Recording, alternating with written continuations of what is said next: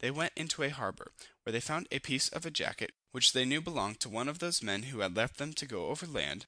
He had been a forced man and a ship carpenter. This they supposed he had torn to wrap round his feet, that part of the country being barren and rocky, as they sailed along the coast.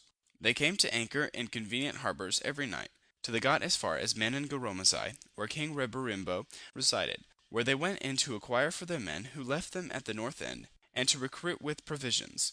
The latter was given them, but they could get no information of their companions. From hence they went to the island of St. Mary, where a canoe came off to them with a letter directed to any white man. They knew it to be the hand of one of their former shipmates. The contents of this letter was to advise them to be on their guard, and not trust too much to the blacks of this place.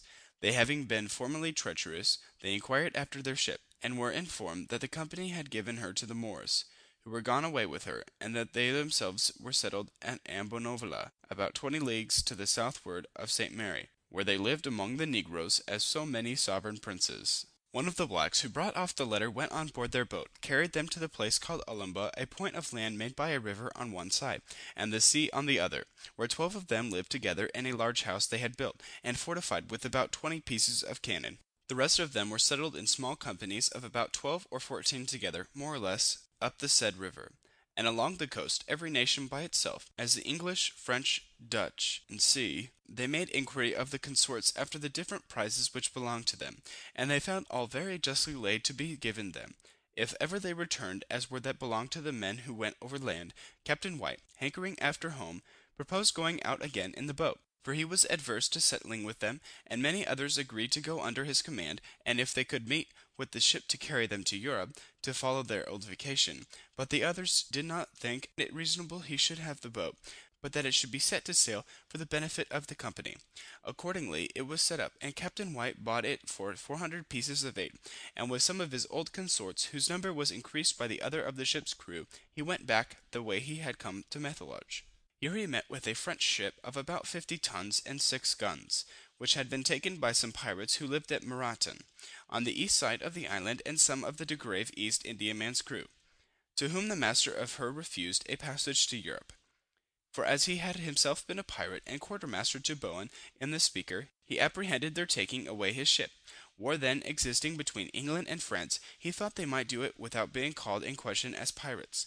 The pirates who had been concerned in taking Herald's ship, for that was his name, had gone up the country, and left her to the men belonging to the De Grave, who had fitted her up, cleaned and tallowed her, and got in some provision, with a design to go to the East Indies, that they might light on some ship to return to their own country. Captain White, finding these men, proposed joining him, and going round to Ambonovola to make up a company. It was agreed upon, and they unanimously chose him commander. They accordingly put to sea, and stood away round the south end of the island, and touched at Don Mascarenas, where he took in a surgeon, and stretching over again to Madagascar, fell in with Ambonovola, and made up his complement of 60 men. From hence he shaped his course for the island of Mayotta, where he cleaned his ship, and waited for the season to go into the Red Sea. His provisions being taken in, the time proper, and the ship well fitted, he steered for Babo Mandeb, and running into a harbour, waited for the Mocha ships. He here took 2 grabs laden with provisions, and having some small money and drugs aboard, these he plundered of what was for his turn, kept them a fortnight by him, and let them go. Soon after they espied a lofty ship, upon which they put to sea, but finding her European built, and too strong to attempt, for it was a Dutchman, they gave over the chase, and were glad to shake them off, and return to their station, fancying they were here discovered from the coast of Arabia, or that the Grabs had given information of them stood over the Ethiopian shore, keeping a good look out for the Mocha ships. A few days after, they met with a large ship of about 1,000 tons and 600 men, called the Malabar, which they chased, kept company with her all night, and took in the morning, with the loss of only their boatswain, and 2 or 3 men wounded. In taking the ship, they damaged their own so much by springing their foremast, carrying away their bowsprit, and beating in part of their upper works, that they did not think her longer fit for their use. They therefore filled her away with prisoners, gave them provisions, and sent them away. Some days after this they espied a Portuguese man of war of 44 guns, which they chased, but gave it over by carrying away their maintopmast, so that they did not speak with her, for the Portuguese took no notice of them. 4 days after they had left this man of war, they fell in with a Portuguese merchantman, which they chased with English colors flying. The chase, taking White for an English man of war or East Indian man, made no sail to get from him, but on his coming up, bought to, and sent his boat on board with a present of sweetmeats for the English captain. His boat's crew was detained, and the pirates getting into the boat with their arms, went on board and fired on the Portuguese, who being surprised, asked if war was broke out between England and Portugal. They answered in the affirmative, but the captain could not believe them. However, they took what they liked, and kept him with them. After 2 days they met with the Dorothy, an English ship, Captain Penruddock commander, coming from Mocha. They exchanged several shots in the chase, but when they came alongside of her, they entered their men, and found no resistance. She being navigated by Moors, no Europeans, except the officers being on board. On a vote they gave Captain Penruddock, from whom they took a considerable quantity of money, the Portuguese ship and cargo, with what bail he pleased to take out of his own, bid him go about his business, and make what he could of her. As to the English ship, they kept her for their own use.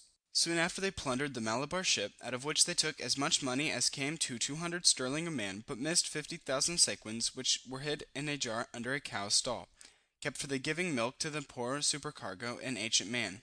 They then put the Portuguese and more prisoners on board the Malabar, and sent them about their business. The day after they had sent them away, one Captain Benjamin Stacy and a ketch of 6 guns fell into their hands. They took what money he had, and what goods and provisions they wanted. Among the money were $500, a silver mug, and 2 spoons belonging to a couple of children on board, who were under the care of Stacy. The children took on for their loss, and the captain asked the reason of their tears, was answered by Stacy, and the above sum and plate was all the children had to bring them up.